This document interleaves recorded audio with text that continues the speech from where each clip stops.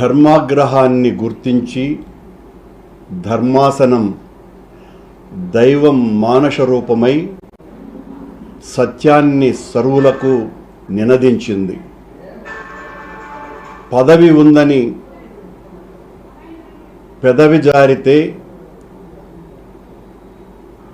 మహాప్రసాదాన్ని మాటలతో మలినం చేసేస్తే అబద్ధాన్ని నిజం చేయటానికి స్వపక్ష అక్షరాన్ని ఇష్టం వచ్చినట్టుగా వాడుకోవటం భక్తద్రోహం, ప్రజాద్రోహం, దేశద్రోహం, దైవద్రోహం. మనుషుల్ని మోసం చేయవచ్చు, మానవాతీతుణ్ణి మోసం చేయగలమా? ఆయన మహాప్రసాదానికే మాలిన్యం అంటగడితే భస్మం చేయకుండా సత్యాన్ని సర్వులకు చాటి చెప్పినాడు. ఈ రోజున లడ్డూ ప్రసాదం విషయంలో జరిగినటువంటి దుర్మార్గపు ప్రచారం ఎంత దారుణంగా మొత్తం ప్రపంచాన్నంతా కలచివేసిందో, ఈ రోజున ఒక భయానకమైనటువంటి వాతావరణం హిందూ సమాజాన్ని హింసకు గురి చేసిందో, దాన్నంతా కూడా భగవంతుడు ఆగ్రహించి ధర్మాసనం రూపంలో ఈ రకమైనటువంటి కామెంట్స్ను చేయించినట్టుగా మొత్తం హైందవ జాతి అంతా కూడా భావిస్తోంది. రాజీవ నేత్రుని రాజకీయాలలోకి లాగకండి, విశ్వరూప శక్తిని వివాదాల్లోకి తీసుకురాకండి అని ఎంత చెప్పినా కూడా వినకుండా ఈ రోజున ఇంత అన్యాయానికి ఒడిగట్టినటువంటి ప్రభుత్వం, సాక్షాత్తు ఒక ముఖ్యమంత్రిగా ఉండి ఈ రకంగా అనరానటువంటి మాటల్ని మాట్లాడి ఓ నాటు సారాయి తాగినటువంటి వ్యక్తి నడి రోడ్డుల్లో ప్రేలాపనలు చేసే విధంగా సాక్షాత్తు కలియుగ వెంకటేశ్వర స్వామి అన్న ప్రసాదం మీదనే ఇంత కలుషితమైనటువంటి మాటలు మాట్లాడితే దాని ప్రభావం ఎంత తీవ్రంగా ఉంటుందో గత వారం రోజులుగా చూస్తున్నాం. ఈ రోజున ధర్మాసనం చాలా సరిగ్గా స్పందించింది. వాస్తవాలు ఏంటి అన్నది బయటికి రావాల్సినటువంటి అవసరం ఉన్నది. ఒక ముఖ్యమంత్రి స్థాయిలో ఉండి ఈవో చెప్పినటువంటి మాటలకు తద్భిన్నమైనటువంటి మాటలు చెబుతూ పూర్తి వ్యతిరేకంగా మేము మా ప్రభుత్వము లడ్డూ ప్రసాదాలలో నెయ్యికి బదులుగా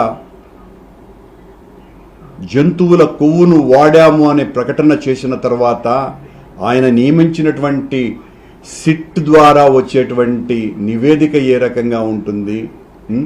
ఏ మాత్రము కూడా అక్కడ తప్పు జరగకుండా ఉంటే తప్పు జరిగినట్టుగా ప్రపంచానికంతా ప్రచారం చేసేసి ఆయన తైనాతీలు ఆయనకు కావలసినటువంటి ప్రసార మాధ్యమాల ద్వారా మొత్తం ప్రపంచానికంతా కూడా ఈ రకంగా మహాప్రసాదం మహామాలిన్యమైపోయింది అని సాక్షాత్తు దేవదేవుణ్ణే రాజకీయాలలోకి లాగేసి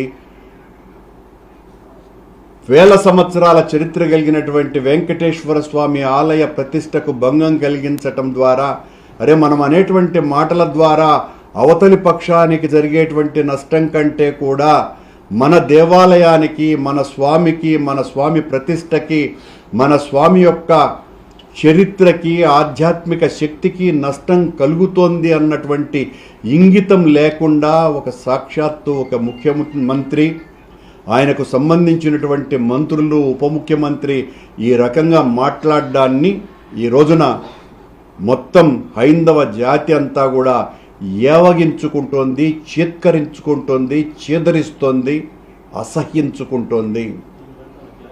అన్ని వాస్తవాలు బయటికి వస్తాయి అని మా పరిపూర్ణమైనటువంటి విశ్వాసం. మేము మొదటి నుంచి చెప్తున్నాం, సత్యం మా వైపునుంది, సత్యం మా వైపున నిలుస్తుంది, సత్యం కోసమని ఎంతకైనా పోరాడతాం, మేము తప్పు చేస్తే ఏ శిక్షకైనా భరించటానికి సిద్ధంగా ఉన్నాం, మేము ఏ తప్పు చేయలేదు, తప్పు చేసిన వాళ్లను భగవంతుడా శిక్షించమని ఆ రాజీవనేత్రుని రాజకీయాలలోకి ఇకనైనా లాగకండి అని విజ్ఞప్తి చేస్తున్నాం. అంటే ఒక రాజ్యాంగబద్ధమైన పదవిలో ఉన్నటువంటి వ్యక్తి ఇలాంటి అనుచిత వ్యాఖ్యలు చేయకూడదంటే ఈరోజు సుప్రీంకోర్టే ఈరోజు మందలించడం, దీన్ని ఏ విధంగా చూడాలి? ఆ విషయాన్ని నేను ప్రస్తావించింది. రాజ్యాంగ పదవిలో ఉన్నటువంటి వ్యక్తి తనే ఇంత పచ్చి అబద్ధాలు చెప్పటం అన్నది, ఏ రకమైనటువంటి విచారణ చేయించకుండా, ఆ విచారణ నివేదికలు రాకుండా, ఎఫ్ఐఆర్ నమోదు చేయకుండా, ఆయనే ముందే లడ్డూలో నెయ్యికి బదులుగా జంతువుల కొవ్వు కలిపారు అని ప్రకటించటాన్ని సుప్రీంకోర్టు చాలా తీవ్రంగా ఆక్షేపించటం నిజంగా కూడా దైవమే పలికించినటువంటి ఒక గొప్ప నిర్ణయంగా మేము భావిస్తున్నాం.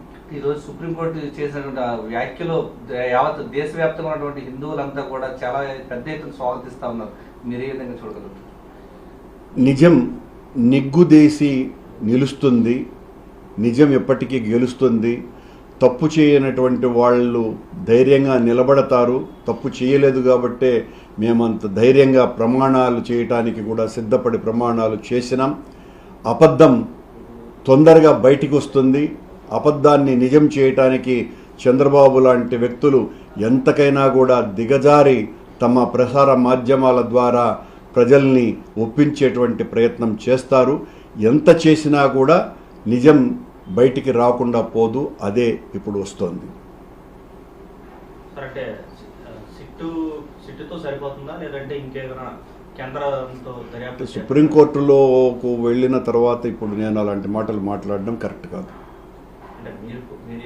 మేము డిమాండ్ చేసింది సుప్రీంకోర్టులోకి వెళ్ళిన తర్వాత, అత్యున్నత ధర్మాసనంలోకి వెళ్ళిన తర్వాత వారు ఏ నిర్ణయం తీసుకున్నా అది శిరోధార్యమే తప్ప ఇక మా మాటలకి, మా నిర్ణయాలకి, మా డిమాండ్లకి కాలం చెల్లుతుంది.